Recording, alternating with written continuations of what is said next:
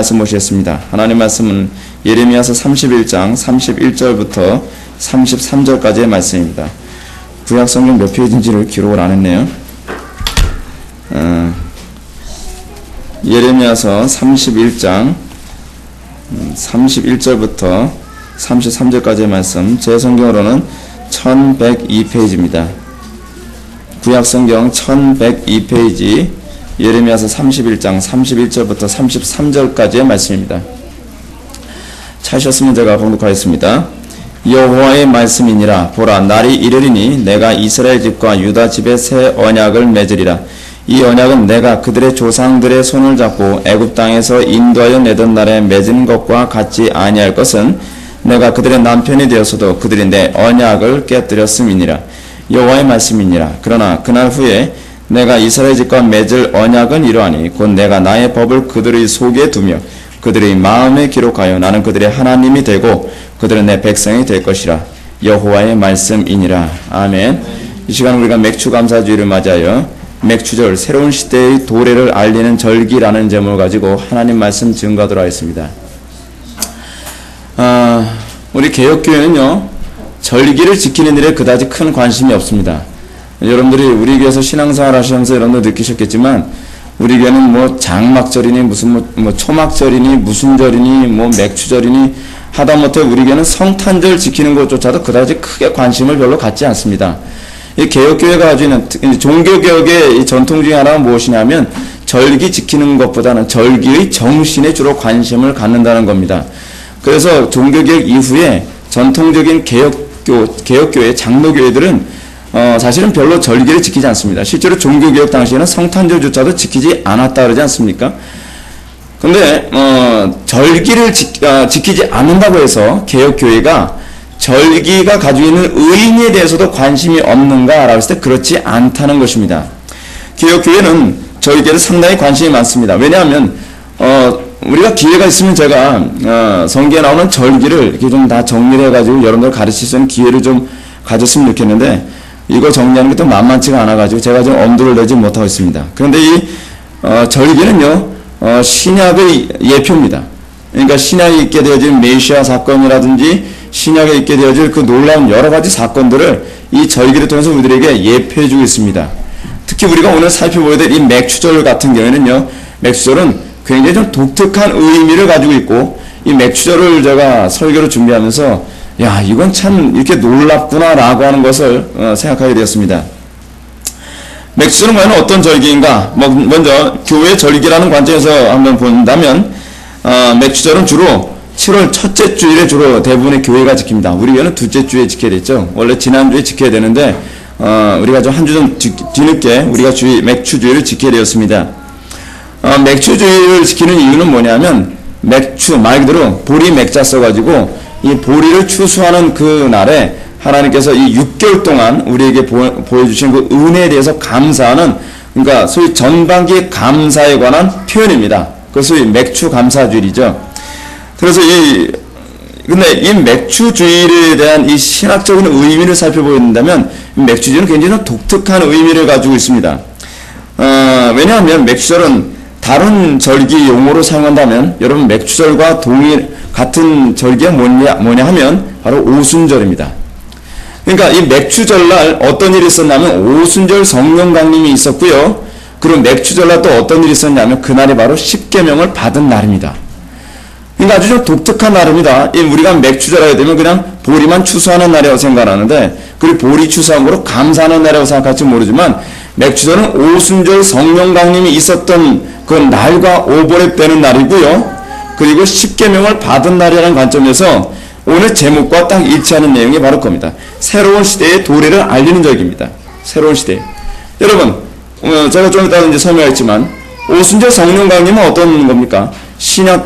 구약교회로부터 신약교회로 전환되어지는 소위 터닝 포인트가 바로 어떤 날입니까? 바로 오순절 성령 강림주일입니다. 오순절 성령 강림은 바로 신약과 구약의 그 선을 긋게 되는 시점이죠. 또 하나, 여러분, 출애굽을 한 이스라엘 백성들이 애굽의 노예 생활을 청산하고 이제 하나님의 백성으로 등록되어지는 사건이 홍해바다 사건이 아니라 사실은 어떤 사건입니까? 시내산 언약 사건입니다. 시내산 언약 사건은 십계명을 받은 사건이죠. 그러니까 시내산 언약 사건은 이제 너희들은 애굽의 노예 생활하는 백성들이 아니라 이제 너희들은 하나님의 백성으로 이제 소위 입적되었다라고 하는 개념을 얘기하는 것이 시내산 언약 사건입니다.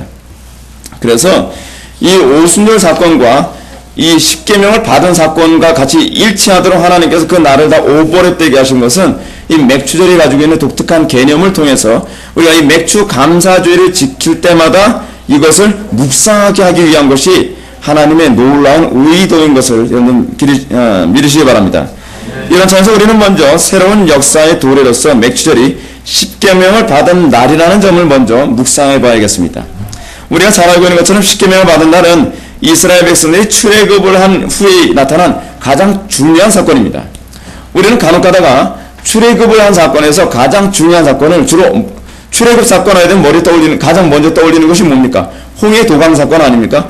왜냐하면 그게 너무나 충격적이고 너무나 아주 액티브한 사건이었기 때문에 출애굽 사건 하게 되면 자꾸 홍해 바다 갈라진 사건만 자꾸 머리에 염두에 둡니다.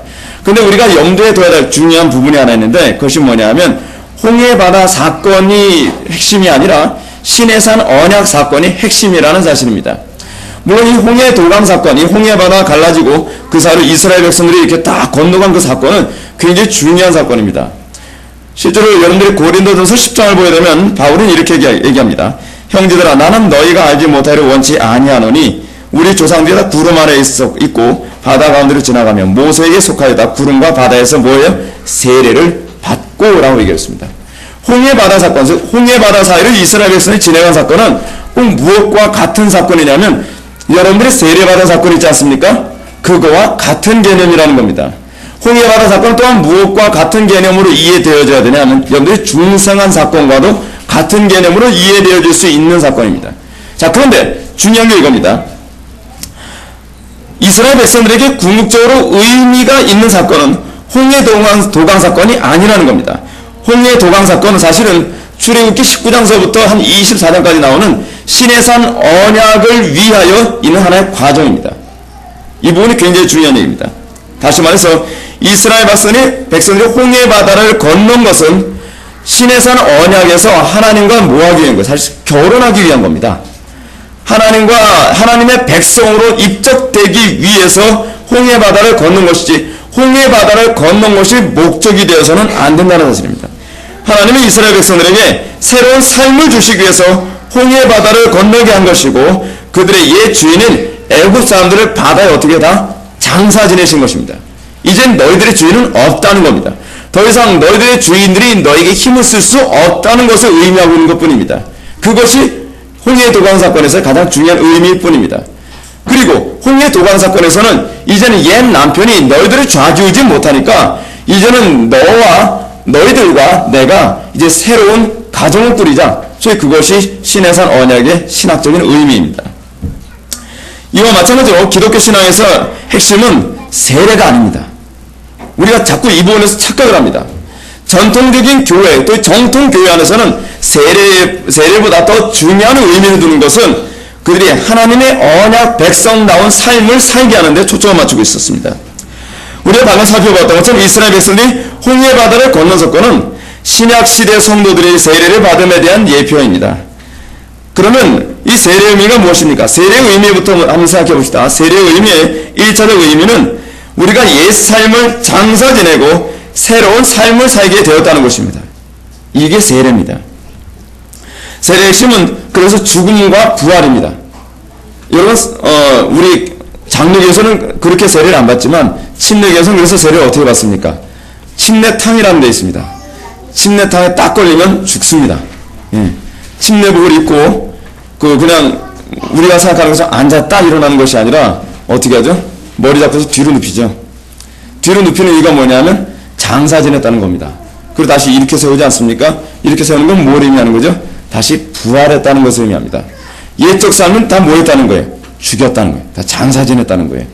그리고 어떤 삶을 다시 부활해요? 예수 그리스도와 연합한 삶을 다시 살아났다는 것을 의미하는 것이 바로 세례의 의미입니다.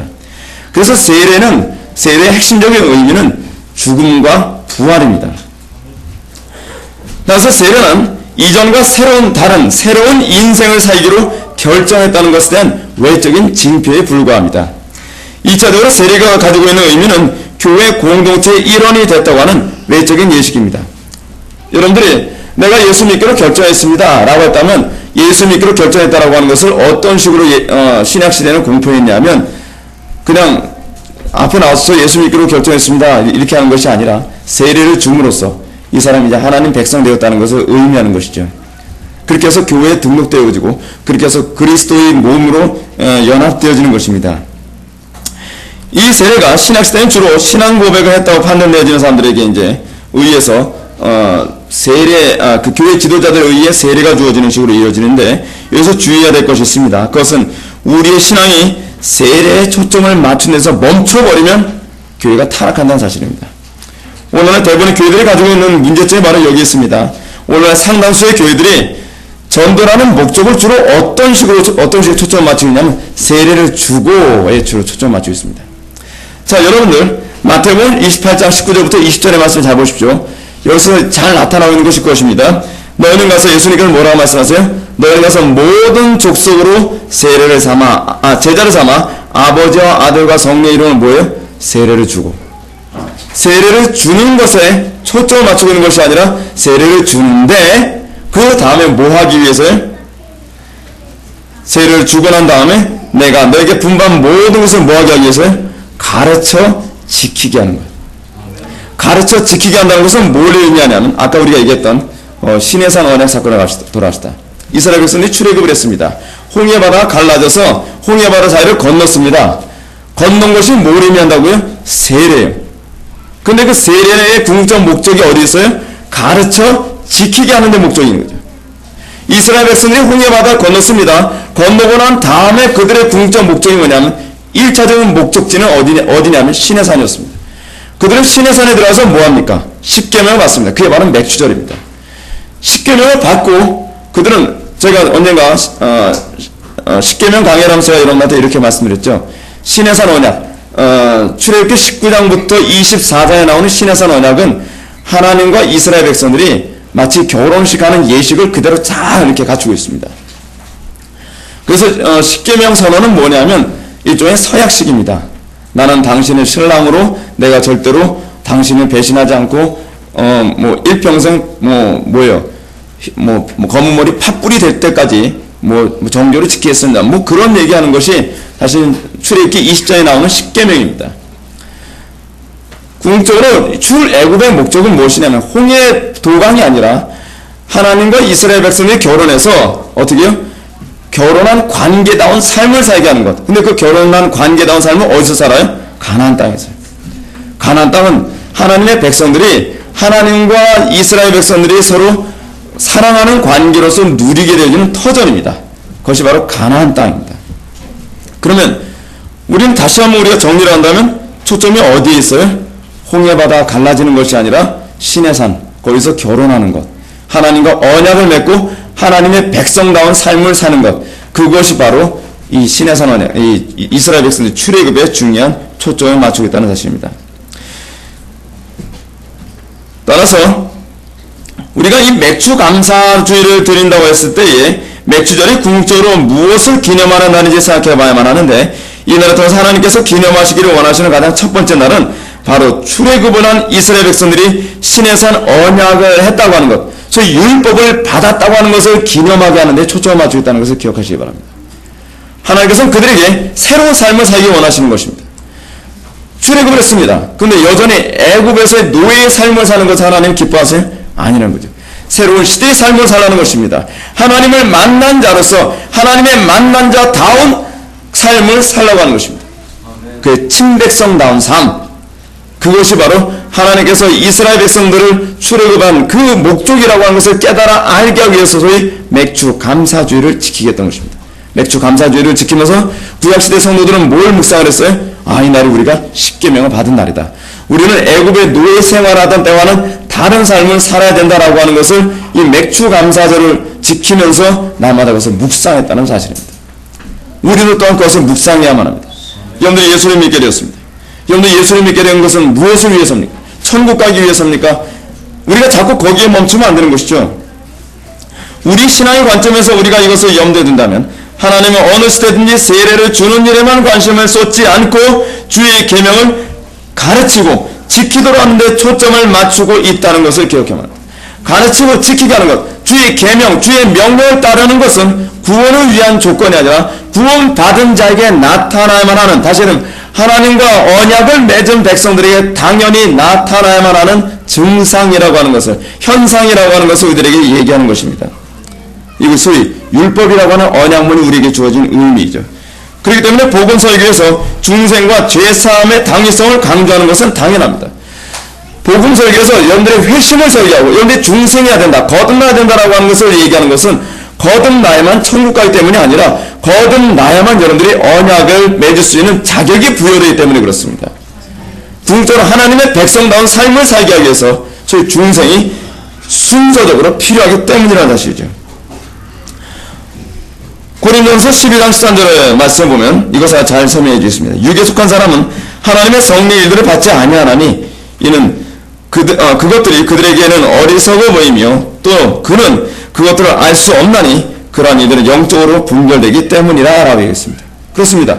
우리가 거듭나기 전에는, 우리가 성령으로 거듭나기 전에는 아무리 하나님의 말씀을 탁월하게 전해도 여러분은 깨닫지 못합니다. 미련하게 느껴집니다. 하나님 말씀대로 죽어라고 절대로 순종하지 못합니다. 왜 우리는 회심이라고 하는 것을 전제로 항상 복음서 기자들이 설교해야만 하냐면 회심이 있어야만 그 다음에 하나님의 언약에 대한 여러분들의 반응이 가능하기 때문에 그렇습니다. 그것이 바로 복음서 기자들이 나마다 회심을 외쳐야만 하는 이유가 바로 거기에 있습니다. 복음의 궁극적 목적으로 삼는 것은 신분의 변화가 아니라 변화된 신분에 의한 새로운 삶입니다. 다시 말해서 하나님과 맺은 언약에 충실한 삶을 살게 함으로써 새롭게 도래하는 시대, 어떤 시대죠? 하나님 나라 시대예요. 하나님 나라 시대의 삶에 걸맞는 삶을 살게 하기 위하여 복음이 선포되어져야 한다는 사실입니다. 하나님 나라가 도래합니다. 하나님 나라 도래해서 여러분들이 하나님 나라에 들어갔는데 여러분들이 애굽의 노예적 삶을 산다면 그 나라는 하나님의 나라가 아니라 여전히 어떤 삶이 돼요? 애굽의 삶이에요. 왜요? 여전히 애굽의 주인은 애굽인들이 왕성히 힘을 쓰고 있는 건 아닙니까? 여러분의 삶이 하나님의 나라의 삶이 되려면 애굽의 바로나 애굽인들의 명령을 더 이상 힘을 쓸 수 없고 하나님의 명령만이 자연스럽게 통치되어지는 것이 되어야만 그것이 하나님의 나라가 되는 것 아니겠습니까? 그러면 하나님께서 이스라엘 백성을 출애굽을 한 다음에 그들의 가장 먼저 그들에게 요구했던 것은 하나님의 명령에 대한 준행입니다. 이제 우리는 맥주절이 오순절과 성령님께서 강림하신 날이라는 관점을 살펴보겠습니다. 요즘 맥주절과 오순절을 서로 다른 날로 지키고 있죠. 그러나 본래 맥주절과 오순절은 같은 날이었습니다. 오순절은 6월절부터 시작해서 7주가 지난 다음 날, 즉 50일째 되는 날입니다. 그러니까 여러분 6월절 지나고 난 다음에 7주 되는 날을 무슨 날이라고 하면 77절이라고 얘기합니다. 그리고 77절 다음 날은 뭐라고 얘기하냐면 바로 50일이다 라고 해줘서 오순절이라고 얘기합니다. 외우고 싶죠? 그게 오순절입니다. 근데 이 오순절과 뭐가 또 오버랩됩니까? 맥주절과 오버랩됩니다. 흥미로운 것은 이 오순절이 하나님께서 시내산에서 모세에게 율법을 주신 날이라는 차원에서 또한 율법 기념일로 지켜지는 날이기도 하다는 사실입니다. 그런데 이 오순절날에 성령께서 강림하셨습니다. 굉장히 중요한 의미를 가지고 있죠. 율법이 주어진 그 절기에 하나님께서 의도적으로 성령의 강림을 하게 하셨어요. 다시 말해서 이스라엘 백성들이 율법 받게 된 율법 기념일에 하나님께서 성령을 부어주심으로써 성령 부어주심에 대한 그 의미가 어떤 것인지를 분명히 얘기해주고 있는 것이죠. 어떤 것이란 겁니까? 새 율법이 주어진 날이라는 겁니다. 그것이 오순절날 성령 강림이 가지고 있는 의미입니다. 예수님께서 뭐라 얘기합니까? 내가 새 계명을 주노니, 자꾸 그런 얘기하지 않습니까? 그리고 그 새 계명이 어떻게 주어집니까? 오순절날 성령 강림을 통하여서 여러분들에게 주어지게 되는데 그것이 바로 오늘 우리가 본문에 살펴보게 되는 우리 예전에는 어때요? 그 율법이 어디에 새겨졌어요? 돌비에. 그렇죠? 돌비에 새겨졌던 그 율법이 이제는 여러분들이 예수를 믿음으로써 새 계명이 주어진데, 새 계명이라고 하는 것은 이전과 다른 계명이 아니라 그 계명이 쓰여지는 장소가 달라진다는 얘기입니다. 과거에는 돌비에 새겨져서 그것을 의무적으로 지켰지만 이제 하나님께서 그 율법을 여러분의 마음판에 새기셔서 여러분들이 그 율법을 즐거이 지킬 수 있도록 하셨다는 겁니다. 그래서 오순절날 성령께서 임재하신 것, 다시는 율법 기념일날 성령이 임한 것은 그날이 제2의 율법 기념일이라는 것을 이스라엘 백성들에게 깨달아 알게 하기 위한 하나님의 의도가 거기에 감춰져 있는 것입니다. 자, 그렇다면 이 절기들이 가지고 있는 공통점이 무엇이겠습니까? 그것은 제가 앞에서 잠시 언급했던 것처럼 새로운 시대의 도래라는 사실입니다. 율법 기념일은 이스라엘 백성들이 애굽의 통치 아래서 애굽의 노예로 살았지만 이제는 하나님의 통치를 따르며 하나님의 백성으로 살게 된 구약 교회의 탄생 순간이 바로 율법이 주어진 그 순간이라고 한다면, 오순절의 성령 강림을 통해서 나타나는 것은 구약 예레미야와 에스겔의 언약의 성취로 말미암아 신약의 교회가 탄생되어졌다는 겁니다. 자, 여기서 중요한 부분이 있습니다. 교회 탄생의 항상 핵심이 무엇입니까? 율법의 주어짐입니다. 율법의 수요입니다. 구약 교회로서 탄생할 수 있는 것은 십계명이 주어짐으로써 가능했던 것처럼 여러분들이 신약의 교회다운 교회로 탄생했다는 것은 무엇으로 알 수 있냐면, 여러분들 신비, 여러분의 마음의 비석에 율법이 각인되어졌느냐 각인되지 않았느냐 통해서 여러분들이 새 언약 백성인 소위 교회의 일원이 됐느냐 아니냐가 바로 이것으로 구분되어진다는 사실입니다. 신약 교회들은 마음의 비석에 율법을 새김으로써 우리는 그래서 뭐라 부릅니까? 영적 이스라엘 백성이라고 불려지게 됩니다. 이것이 바로 맥주를 지키면서 신약의 교회들이 항상 묵상해야 될 중요한 핵심입니다. 자, 여기서 저는 이제 오순절에 대한 구약의 중요한 가르침을 살펴보면서 맥주절의 중요성을 좀 더 강조하고자 합니다. 구약의 이스라엘 백성들은 오순절이 되면 성전에서 새로운 소제를 바쳐야만 했습니다. 근데 아주 이게 흥미롭습니다. 근데 그 소제를 원래 어떤 소제를 바치냐면, 여러분 6월절날 그들이 바치는 소제는 누룩이 들어갑니까? 안 들어갑니까? 안 들어가죠? 누룩이 안 들어갑니다. 그런데 흥미롭게도 이 맥추절 때 바치는 이 소제는요, 누룩이 들어가야만 합니다. 누룩을 넣고, 그리고 그들은 그 누룩이 들어간 보리가 아니라 밀빵을 먹습니다. 레위기 23장 16절부터 17절의 말씀을 제가 한번 읽어드리겠습니다. 7 안식의 이튿날까지 합하여 50일을 계수하여, 무슨 날이죠? 오순절이죠, 그쵸? 새 소제를 여호와께 드리되 너희 처소에서 10분의 2 에바로 만든 떡 2개를 가져다가 흔들지니 이는 고운 가루에 누룩을 넣어서 구운 것이요 이는 첫 요제요 여호와께 드리는 것이며. 흥미롭죠? 누룩을 넣어서 구우라는 것입니다. 그렇습니다. 6월절에는 틀림없이 하나님께서 이스라엘 백성들에게 너희들의 빵, 보리빵에는 절대로 누룩이 들어가서 안 된다라고 했습니다. 가뜩이나 맛없는 빵에다가 누룩까지 안 넣으면 얼마나 맛이 없겠습니까? 이스라엘 백성들도요, 이 보리 들어간 빵은 죽어라고 먹기 싫어했습니다. 그러니까 전 세계 어느 나라 들어가든지 보리는 항상 천대받았던 음식이에요. 이스라엘 백성들도 보리빵을 굉장히 먹기 싫어했다고 얘기합니다.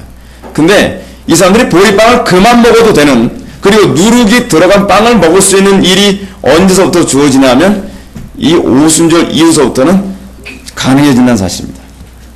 자, 그렇다면 왜 하나님께서는 누룩이 들어간 밀빵을 먹을 수 있도록 그들에게 허락하셨는가? 이것이 중요합니다. 오순절에 하나님께 드리는 소제물에 누룩을 드리도록 한 것은 다음과 같은 이유 때문입니다. 집에서 누룩이 없는 보리빵을 먹는 무교절과 성전에서 누룩이 들어간 밀가루 소재를 밀빵을 만들어서 제사장이 먹는 오순절에 이 서로 어떤 차이가 있다는 것을 알게 하기 위해서입니다.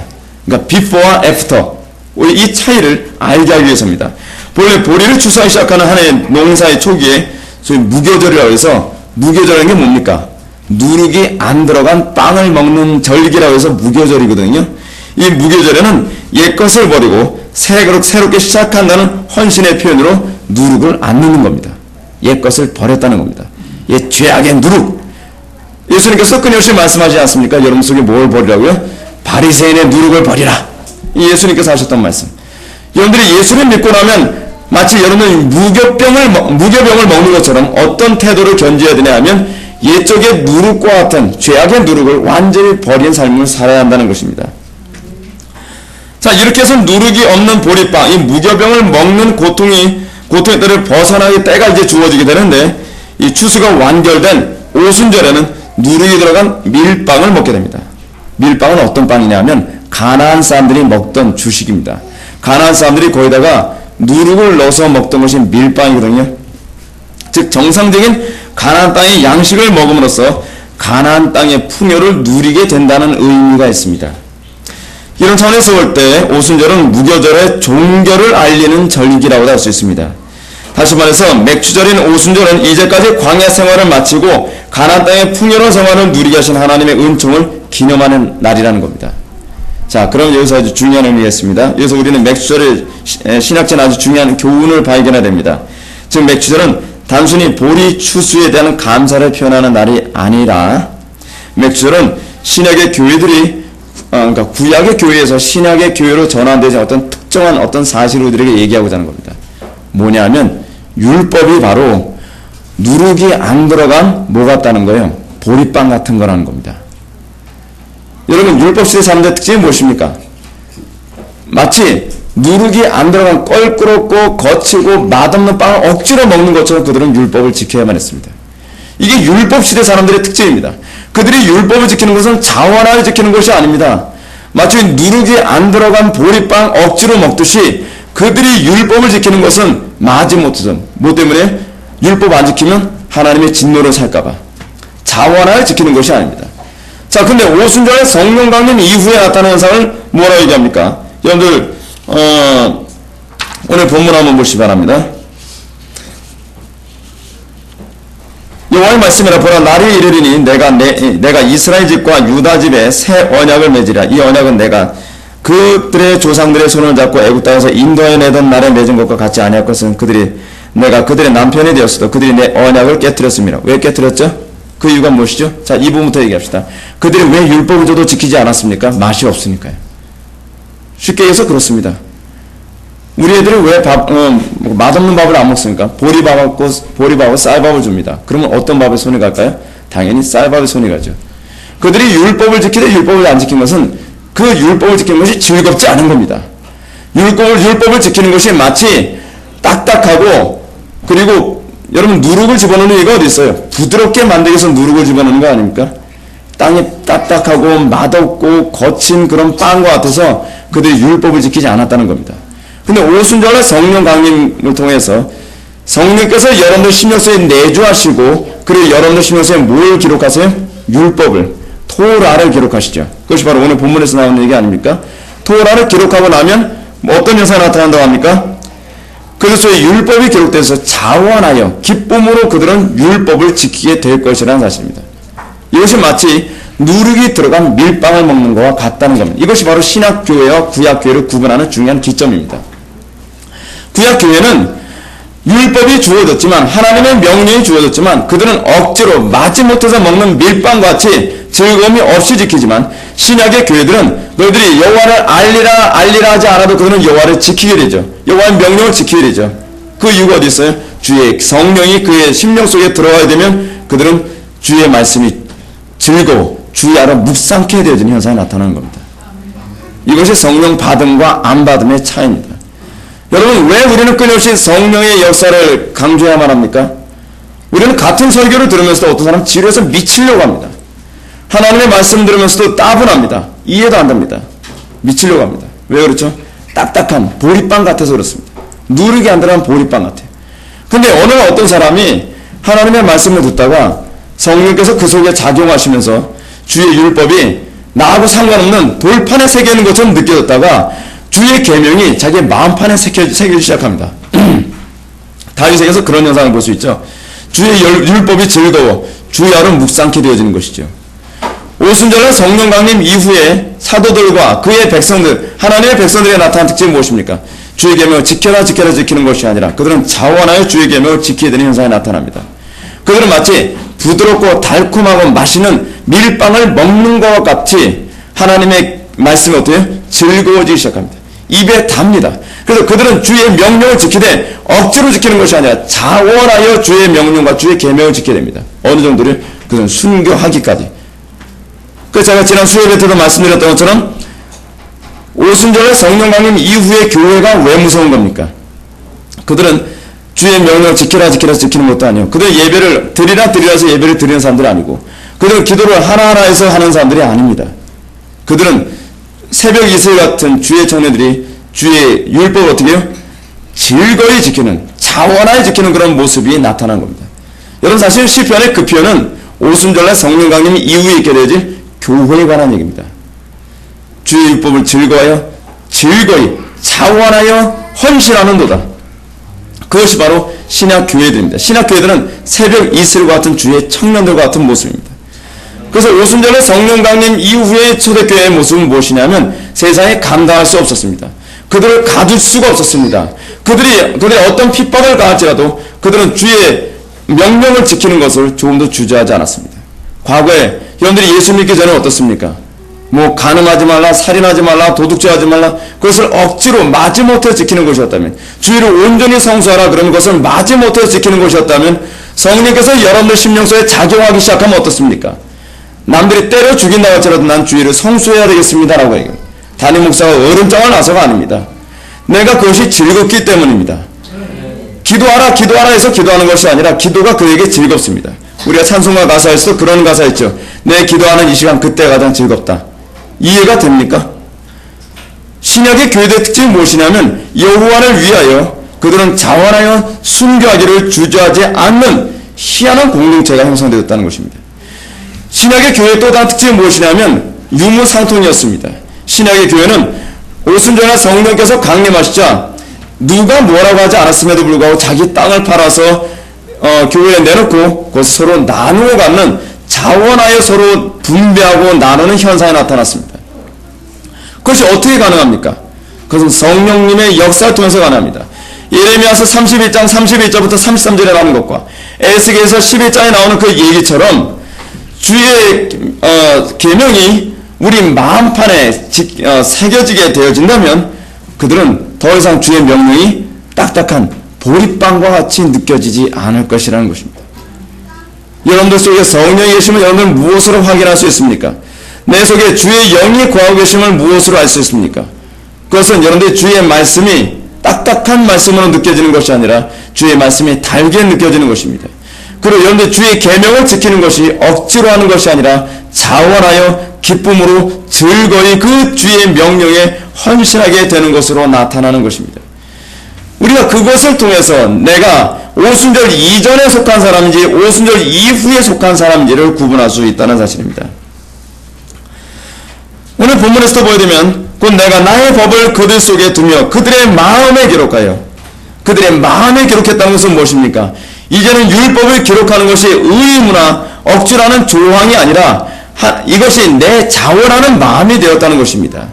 그렇게 되어서 어떻게 해요? 나는 그들의 하나님이 되고 그들은 내 백성이 될 것이라. 이것이 구약에서 얘기하는 하나님의 백성에 대한 이 명제 아닙니까? 하나님의 백성의 특징이 뭐예요? 그의 마음속에 신비에 하나님의 명령이 기록되어져서 하나님의 명성을 기뻐하여 그의 명령을 주야로 묵상하고 주의 명령에 헌신되어지는 사람들로 나타난다는 사실입니다. 그러면 오순절 성령 강림은 새 시대의 도래를 알리는 날이 됩니다. 그날은 하나님의 백성들이 더 이상 율법의 노예 생활하는 것이 아니라 율법으로부터 자유가 주어진 날입니다. 이런 차원에서 볼 때 오순절 성령 강림은 율법으로부터 해방된 혁명적인 날이라고 할 수 있습니다. 그러나 그렇다고 해서 더 이상 율법을 지키지 않아도 되는 날이 아니라 우리가 율법을 지키되 율법에 대해서 억압이 아닌 즐거움이 되는 날이라는 사실입니다. 이것은 마치 뭐와 같습니까? 애들한테 공부하라 명령을 합니다. 그럼 아이들이 어떻게 생각합니까? 공부하는 일 자체가 억압이 아닙니까? 억압. 근데 어느 날 이 아이가 공부하는 것이 즐거움으로 느껴지기 시작했습니다. 부모가 공부하라 하지 않아도 자기가 알아서 책을 읽고 자기가 알아서 공부하고 자기가 알아서 연구하기 시작합니다. 그럴 때 그 아이에게 그 공부하는 것은 자유로움입니다. 이것이 바로 성도에서 율법의 자유로움입니다. 성도가 율법으로부터 자유로워졌다고 해서 율법을 안 지켜도 된다고 해석하는 것은 잘못된 해석입니다. 성도가 율법으로부터 자유로워졌다는 것은 이제 더 이상 그 율법이 우리에게 억압으로 느껴지는 것이 아니라 우리가 그 율법이 우리에게 즐거움이 되어졌다는 것입니다. 우리가 하나님의 명령대로 사는 것이 이젠 즐거움입니다. 의무가 아닙니다. 억지로 해야만 하는, 안 하면 지옥 갈까봐 지키는 두려운 조항이 아니라 내가 이것을 지키는 것이 즐겁고 내가 이렇게 사는 것이 즐거워서 주의 율법을 주야로 묵상하게 되어진 조항이 되었다는 사실입니다. 그렇지 않아서 그들은 신의 산 언약에 속한 사람이 아니라 이제 오순절 성령 강림에 속한 하나님의 신약 교회에 속한 사람이라는 사실입니다. 그렇지 않아서 어떻게 보면 부분적으로 보면 다윗은 신약 교회에 이미 속한 사람이라고도 볼 수 있습니다. 그들은 주의 율법을 즐거워하는, 그래서 자원하여 지켜야 되는 존재들입니다. 여러분, 초대교회가 왜 무서웠습니까? 한국 초대교회가 왜 무서웠습니까? 한국 초대교회는요, 아이들이 예배당에 갔다 왔습니다. 너 어디 교회를 갔다 와? 부모가 성경책 찢습니다. 그리고 두드러 팹니다. 그래도 누가 강요하지 않았음에도 불구하고 한국 초대교회 어린아이들은 매를 맞으면서도 예배를 드려 왔다 옵니다. 왜 그렇죠? 이것이 무의무 때문이 아니라 이것이 즐거움이고 이것이 자기의 생명된다는 것을 알기 때문에 그렇습니다. 언제부터 여러분들이 신자가 됐고 언제부터 여러분들이 신앙이 무엇인지 알게 되느냐? 그것은 여러분들에게 있어서 신앙이 더 이상 억압이나 의무로 느껴지는 것이 아니라 이제는 자원하게 되는 것이고 즐거움이고 이것이 나에게 오히려 자유를 가져다 주는 것이라고 여러분 느껴지게 되었을 때에 여러분 비로소 신앙의 시작을 보게 된 것이라고 생각하면 틀리지 않을 것입니다. 사랑하는 성도 여러분, 이 맥주 감사주의를 통해서 우리가 진정으로 묵상해야 될 것이 무엇입니까? 그것은 맥주 감사주의는 십계명이 주어진 날이면서 또한 영적인 계명이 주어진 날이라는 개념으로 우리가 이해해야만 합니다. 맥주 감사주의는 우리 하나님의 계명을 우리가 마음으로 받은 날이라고 우리가 기억해야만 합니다. 그러므로 예수님께서 우리들에게 말씀하십니다. 진리를 알지니 진리가 너희를 자유케 하리라. 진리가 더 이상 여러분들을 억압하는, 여러분들을 짓누르는 그 작용을 하는 것이 아니라 그 진리는 이제 여러분들을 자유롭게 할 것입니다. 나는 마음이 온유하고 겸손하니 나의 멍에를 메고 내게 배우라. 그러면 너희 마음에 쉼을 얻으리니 이는 내 멍에는 쉽고 내 짐은 가벼움이니라 하시니라. 그렇습니다. 우리가 맥주 감사주의 통해서 우리가 묵상해야 될 것은 우리는 더 이상 율법에 노예된 사람이 아니라 율법을 지킴으로 구원을 받는 사람이 아니라 우리가 구원을 받았으므로 이제 우리가 그 율법의 자유함을 누리고 그 율법을 지키는 우리의 즐거움이고 우리가 그 율법 주의 명령을 지키는 것이 우리의 행복이 되었다는 것을 의미합니다. 이것이 바로 맥주 감사주일이 우리에게 주는 중요한 메시지인 것을 믿으시기 바랍니다. 다시 기도하시겠습니다. 사랑이 많으신 하나님 아버지, 우리가 맥주 감사주일을 맞이하여 우리의 신앙이 과연 어디에 머물러 있는지 우리가 묵상하게 됩니다.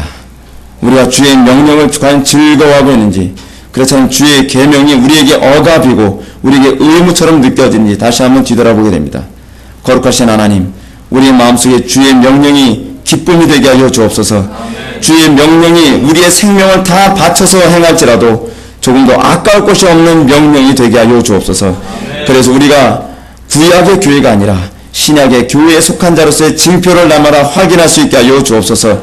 예수님의 거룩하신 이름으로 기도드립니다. 아멘. 우리